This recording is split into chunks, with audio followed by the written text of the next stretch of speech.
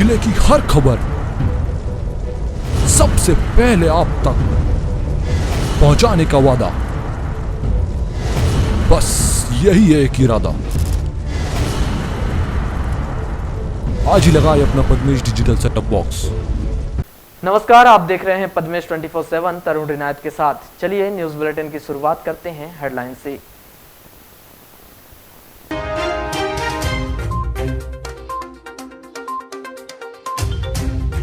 Truck की चपेट में आने से मोटरसाइकिल सवार जबलपुर बरगी निवासी 3 लोगों की हुई मौत।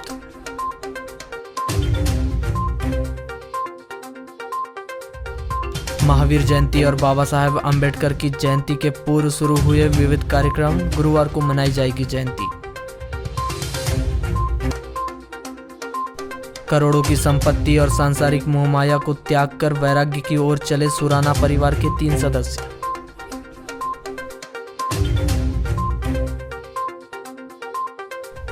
हड़ताली आंगनवाड़ी कार्यकर्ताओं पर सख्त हुआ प्रशासन, 5 कार्यकर्ताओं की सेवा समाप्ति के जारी हुए आदेश।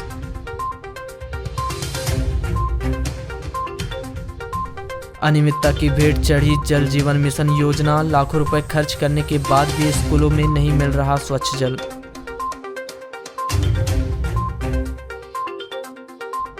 भांडामुर्री के लोगों में बाघ की दहशत, घर से निकलने में डर रहे लोग।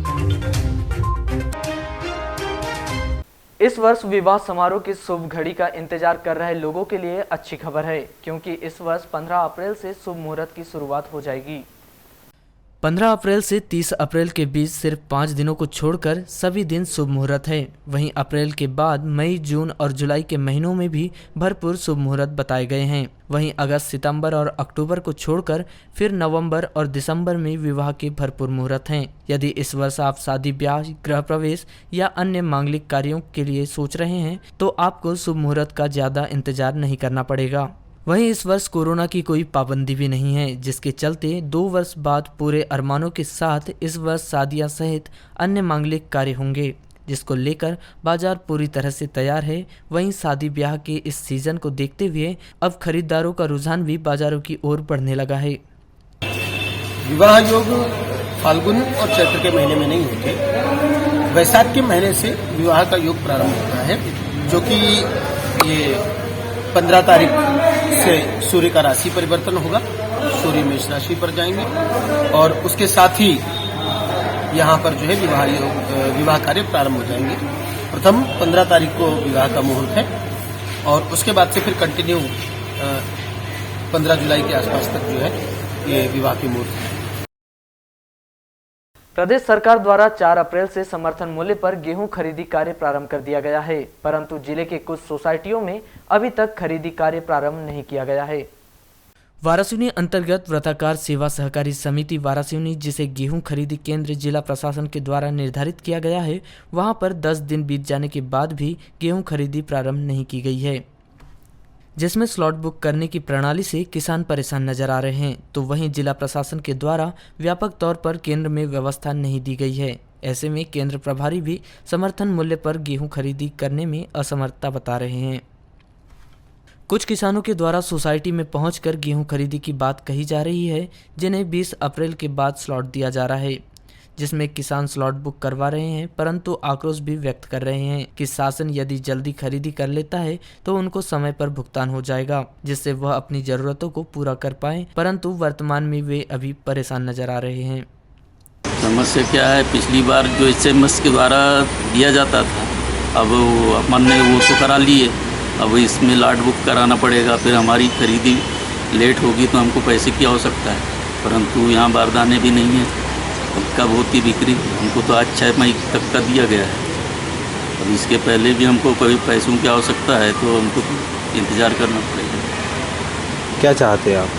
हम चाहते हैं कि भाई शासन की जो नीति है उसमें ये आना चाहिए और किसान भाइयों को सुविधा होना चाहिए, जल्द से जल्द उनकी खरीदी हो।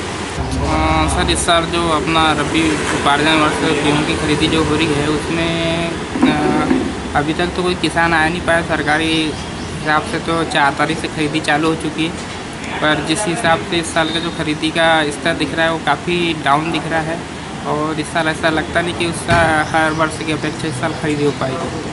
क्या कारण है? कारण है सर इसका कि इस बार तो एक तो गेहूं भी थोड़ा कम लगा है, दूसरी चीज़ ये है कि किसान जैसे मार्केट में भी कुछ अच्छा रेट है, और दूसरी चीज़ ये है स्लॉट बुकिंग है, और इस साल पंजीयन भी कम हो पाए गेहूँ के। पर कितने पंजीयन हुए और अभी तक कितने स्लॉट बुक हमारे हुए? पास सर हमारी समिति द्वारा 490 पंजीयन किए जा चुके हैं। स्लॉट कितने बुक हुए? स्लॉट हमारे पास 50 स्लॉट बुक हो चुके हैं। बैहर से बालाघाट आ रही एक यात्री बस से महिला के पर्स में रखे 40,000 रुपए के सोने के जेवरात चोरी हो गए। कोतवाली पुलिस ने पंचकला डोंगरे वार्ड नंबर 10 हट्टा निवासी द्वारा की गई रिपोर्ट पर अज्ञात आरोपी के विरुद्ध चोरी का अपराध दर्ज कर जांच पड़ताल शुरू की है। प्राप्त जानकारी के अनुसार 7 अप्रैल को पंचकला डोंगरे अपने रिश्तेदार के घर बैहर गई थी। वहां से 7 अप्रैल को पंचकला डोंगरे अपने घर आने के लिए बैहर बस स्टैंड में बालाघाट आने वाली SKM बस में बैठी थी। 4 बजे पंचकला बस से बालाघाट बस स्टैंड पहुंची। बस से उतरने के बाद पंचकला ने सामान खरीदने के लिए पर्स देखी तो पर्स का चैन खुला हुआ था और बड़े पर्स के अंदर रखे जेवरात से भरा छोटा पर्स गायब था। 12 अप्रैल को पंचकला डोंगरे ने कोतवाली पहुंचकर रिपोर्ट की। कोतवाली पुलिस ने बस से जेवरात चोरी करने वाले अज्ञात आरोपी के विरुद्ध धारा 379 भारतीय दंड विधान के तहत अपराध दर्ज कर विवेचना शुरू की है।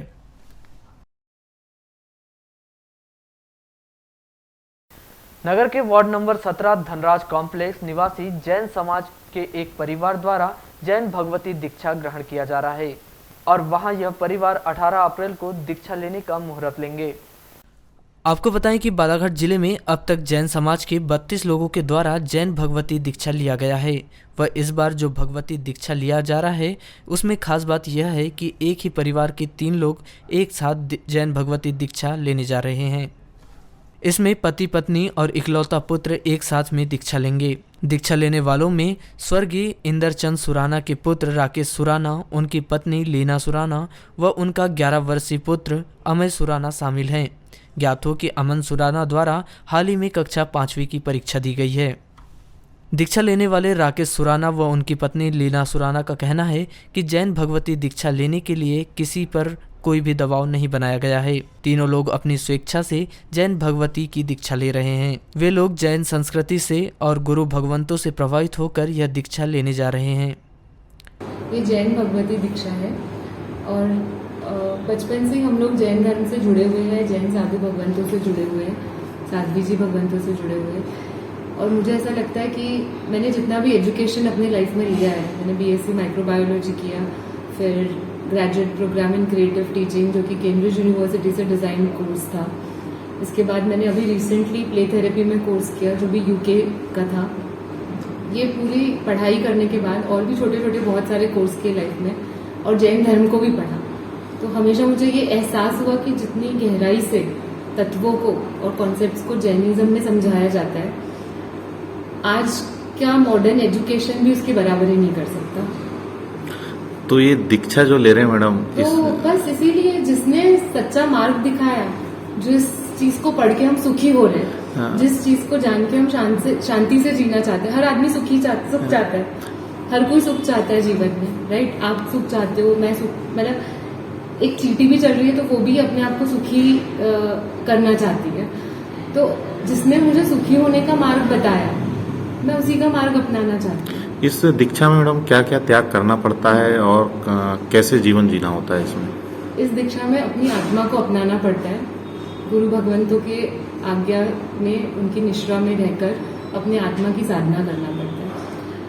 तो डेफिनेटली आप जितनी जितनी साधना गहराई से करना चाहोगे उतना उतना आपके बाहर से जो रिलेशंस है वो कट ऑफ होते जाते हैं। एक तरीका, एक नज़रिया ये भी हो सकता है देखने का, और दूसरा नज़रिया ये हो सकता है कि अपने मैत्री भाव को इतना ज़्यादा बढ़ाना है कि आप एक परिवार में रहते हो तो सिर्फ पूरे परिवार को ही अपना मानते हो, लेकिन आपके अंदर की करुणा, भगवान महावीर ने बताया कि करुणा इतनी जाग जानी चाहिए कि पूरा विश्व आपको परिवार लगे, आप पूरे विश्व को मैत्री भाव से देख सको।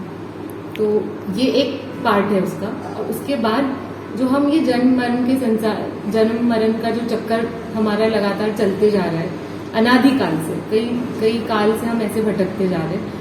इस बात को हिंदू धर्म भी मानता है, काफी सारे धर्म है जो इस बात को मानते हैं कि पुनर्जन्म होता है। तो जैन धर्म ये कहता है कि अगर आपको ये बर्थ साइकिल से फ्री होना है if you want to get rid of all these things and attain moksha, अगर आप मोक्ष की प्राप्ति चाहते हो तो आपको सबसे पहले अपनी आत्मा को समझना पड़ेगा और अपनी आत्मलीनता बढ़ानी पड़ेगी। और ये साधना करने के लिए ही हम लोग जैन भगवती दीक्षा ले रहे हैं, ताकि जल्द से जल्द हम इस जन्म मरण के चक्कर से, इस पूरे संसार के चक्कर से छूट जाए, वापस जन्म नहीं लेना पड़े, वापस दुख नहीं झेलना पड़े और हम अपनी आत्मा को, अपनी सोल को फ्री कर सकें और मोक्ष प्राप्त कर सकें।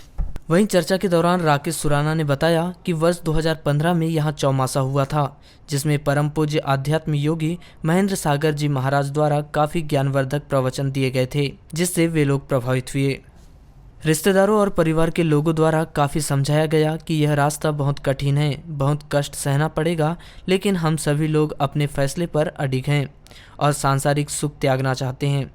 उन्होंने यह भी बताया कि मानव माने या ना माने, सुख के लिए ही वह सब कुछ कर रहा है, पैसे कमा रहा है, दोस्त रिश्तेदार बना रहा है, यह सब कुछ सुख के लिए ही है।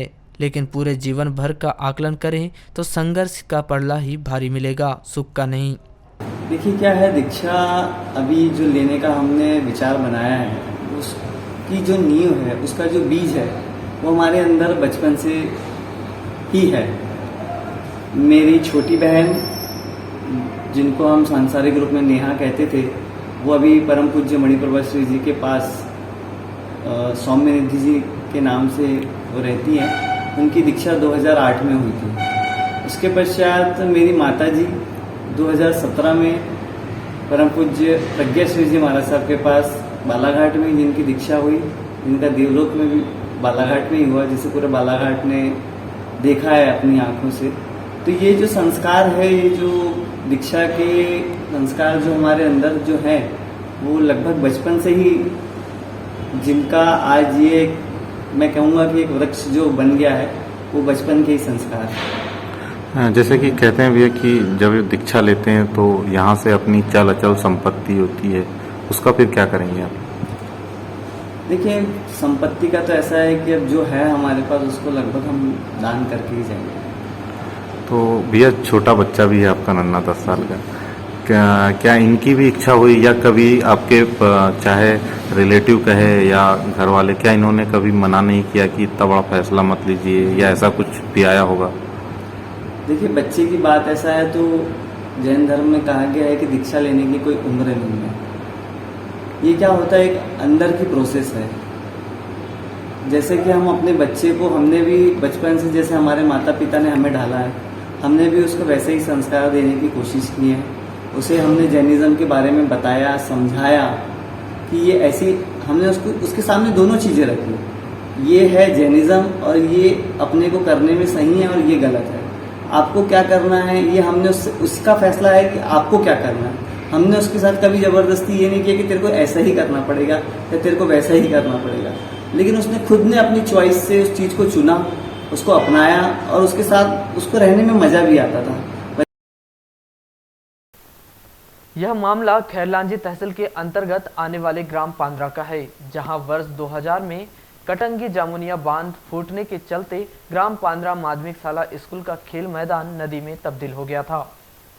4 एकड़ में फैले इस खेल मैदान का 22 वर्ष बीत जाने पर भी पुनः निर्माण नहीं करवाया गया है, जिस पर अपनी नाराजगी व्यक्त करते हुए ग्राम पांद्रा से कलेक्टर कार्यालय पहुंचे ग्रामीणों ने एक ज्ञापन सौंपकर किसी भी मदद से गांव के उक्त खेल मैदान का पुनः निर्माण किए जाने की मांग की है।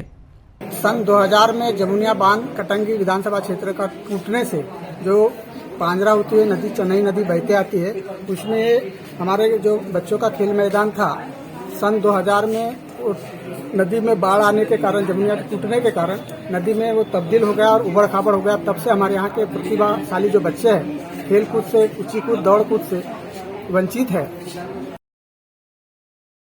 जलियांवाला बाग हत्याकांड में मारे गए शहीदों की स्मृति में आजादी का अमृत महोत्सव समिति द्वारा बुधवार को स्वराज यात्रा निकाली गई।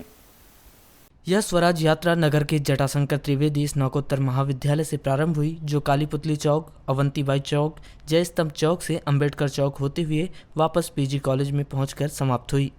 इस रैली में पीजी कॉलेज के समस्त एनसीसी छात्र छात्राओं के अलावा भारतीय जनता पार्टी के पदाधिकारी कार्यकर्तागण भी मौजूद रहे। वहीं इस रैली के संबंध में जानकारी देते हुए पीजी कॉलेज के सहायक प्राध्यापक डॉक्टर पुष्पलता कमलेसिया ने बताया कि यह स्वराज्य रैली है, जो कि 100 वर्ष पहले जलियांवाला बाग हत्याकांड हुआ था, उसी घटना की स्मृति में यह रैली निकाली जा रही है।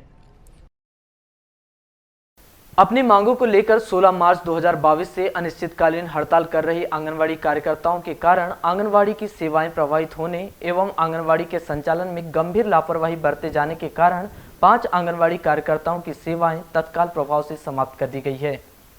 इसमें से 3 आंगनवाड़ी कार्यकर्ता बालाघाट शहरी परियोजना की और 2 आंगनवाड़ी कार्यकर्ता बालाघाट ग्रामीण परियोजना की है। आंगनवाड़ी कार्यकर्ताओं की हड़ताल के कारण आंगनवाड़ी केंद्र द्वारा बच्चों, गर्भवती माताओं एवं किशोरी बालिकाओं को दी जाने वाली सेवाओं के प्रभावित होने एवं आंगनवाड़ी केंद्र के संचालन में लापरवाही एवं अनियमितता बरतने के कारण बालाघाट शहरी परियोजना अधिकारी द्वारा आंगनवाड़ी केंद्र क्रमांक 9 की कार्यकर्ता रुबीना अली, आंगनवाड़ी केंद्र क्रमांक 8 की कार्यकर्ता गायत्री सोनेकर एवं आंगनवाड़ी केंद्र क्रमांक 38 की कार्यकर्ता योगिता कावड़े एवं बालाघाट ग्रामीण परियोजना अधिकारी द्वारा ग्राम टवेझरी की आंगनवाड़ी कार्यकर्ता गीता बागड़े एवं ग्राम लिंगा की आंगनवाड़ी कार्यकर्ता जीरा कावरे की सेवाएं तत्काल प्रभाव से समाप्त कर दी गई है। आपको बताएं कि कुछ रोज पहले कलेक्टर डॉक्टर गिरीश कुमार मिश्रा द्वारा हड़ताल कर रही आंगनवाड़ी कार्यकर्ताओं को काम पर वापस लौटने की हिदायत देते हुए इस बात की चेतावनी भी दी गई थी कि यदि वह काम पर वापस नहीं लौटी तो उनकी सेवाएं समाप्त कर दी जाएगी। इस चेतावनी को न मानते हुए हड़ताली आंगनवाड़ी कार्यकर्ता सहायिकाओं के द्वारा एक दिन पहले ही क्रमिक भूख हड़ताल शुरू कर दी गई थी, जिसे देखते हुए जिला प्रशासन ने 13 अप्रैल को सख्त आदेश जारी करते हुए 5 आंगनवाड़ी कार्यकर्ता की सेवा समाप्त का फरमान जारी कर दिया है। लालबर्रा मुख्यालय से लगभग 12 किलोमीटर दूर ग्राम पंचायत भांडामुर्री में 12 अप्रैल को बाघ के हमले से 50 वर्षीय सुकलचंद बोरवार गंभीर रूप से घायल हो गया, जिसका उपचार नागपुर में किया जा रहा है। बाघ के हमले के बाद भांडामुर्री के ग्रामीण जन दहशत में जी रहे हैं। घटना के बाद से वन विभाग के द्वारा जंगल व ग्राम भांडामुर्री में गश्त बढ़ा दी गई है। ग्रामीण जनों को जंगल जाने से मना कर दिया गया है एवं जिनकी खेती जंगल से लगी हुई है वे भी बाघ के डर से खेत नहीं जा पा रहे हैं और उनके मन में भी दहशत बनी हुई है कि कहीं बाघ प्राणघातक हमला न कर दे। भांडामुर्री ग्राम में रात्रि के समय विद्युत कटौती होने के कारण ग्रामीण जन भीषण गर्मी के साथ ही अंधेरा होने पर बाघ के आ जाने का डर से रात के समय वे घर से बाहर नहीं निकल पा रहे हैं। ग्रामीण जनों ने वन विभाग के अधिकारियों से ग्राम का दिन रात गश्ती करने, साथ ही उक्त बाघ को पकड़कर घने जंगल में छोड़ने एवं विद्युत विभाग से शाम 6 बजे से सुबह 6 बजे यानी 12 घंटे बिजली प्रदाय करने की मांग की है। बाघ को लेके तो भैया इतना ज़्यादा दहशत है, बहुत ज़्यादा। रात में आने निकलने भी डर लगता है घर से। और ये ऊपर से कि अपने लाइट बिजली कटौती, हाँ बहुत ज़्यादा कटौती हो रही है।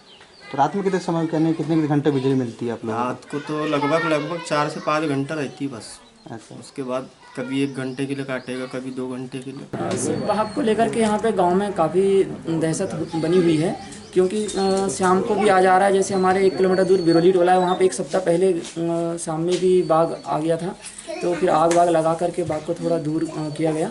और कल जो हमारे यहाँ पे घटना घटी, एक बड़ी घटना थी जो बहुत गंभीर हालत में नागपुर में एडमिट है और उसको खेत 1 किलोमीटर दूर के अंदर खेत की परिसीमा में ही उसको घायल कर दिया। जानकारी लग रही है कि वहाँ 2 बाघ थे। हाँ 2 बाघ थे, 2 बाघ थे, एक गाय को मार दिया, एक आदमी पे हमला करके इस प्रकार बहुत बुरी तरह से घायल कर दिया। तो अभी जैसे गांव में जैसे बाघ नज़दीक है तो वन विभाग के द्वारा कोई गश्ती वगैरह? हाँ, वन विभाग से गश्ती रात में की गई है। वन विभाग से द्वारा सायरन बजाया गया, रात में पटाखे फोड़े गए और मांग है जनता से कि और उसको तेज़ी से सायरन रोज़ बजाया जाए और गश्ती बढ़ा करके उसको पिंजरे में कैद करके उसको कोई बेंच पे छोड़ दिया जाए।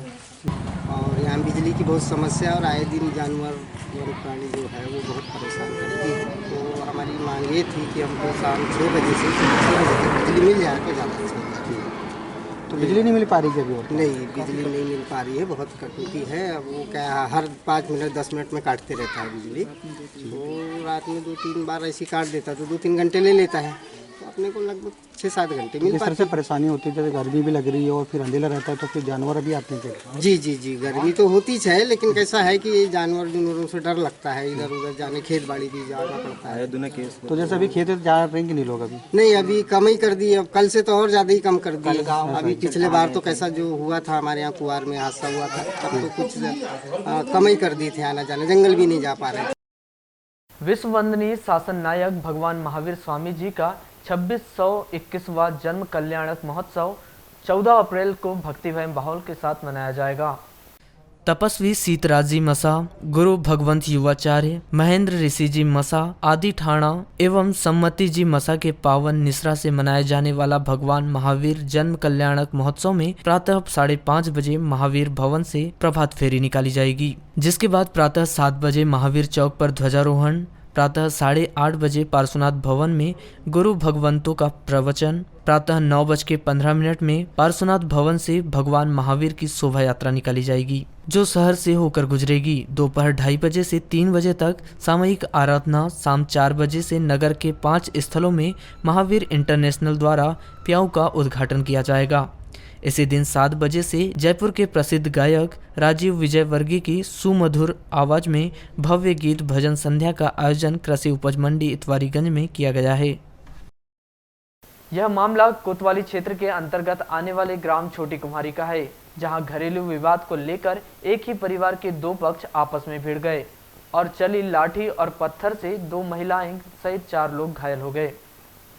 चारों घायल झामनबाई डहारे 45 वर्ष, बद्री प्रसाद डहारे 52 वर्ष, मीना डहारे 35 वर्ष और गोपाल डहारे 32 वर्ष को जिला अस्पताल में भर्ती किया गया है। प्राप्त जानकारी के अनुसार 13 अप्रैल को सुबह 9:30 बजे बद्री प्रसाद का उसके बेटे गोपाल के बीच झगड़ा हो गया था। गोपाल ने बैलगाड़ी में लगी उभारी निकालकर अपने पिता के सर और पसली पर वार कर दिया और इसके बाद परिवार के दोनों पक्ष आपस में भिड़ गए और चले उभारी, लाठी, पत्थर से दोनों पक्ष के 4 लोग घायल हो गए।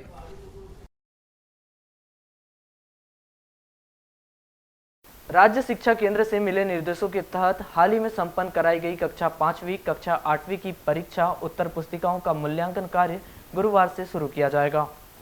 जिले में 84 केंद्र पर उत्तर पुस्तिकाओं के मूल्यांकन की व्यवस्था बनाई गई है, जहां कक्षा 8वीं और कक्षा 5वीं की कुल 2,06,542 उत्तर पुस्तिकाओं की जांच कर अंक शीट में प्राप्तांक दर्ज किए जाएंगे, जिसकी तमाम तैयारियां पूर्ण कर ली गई है।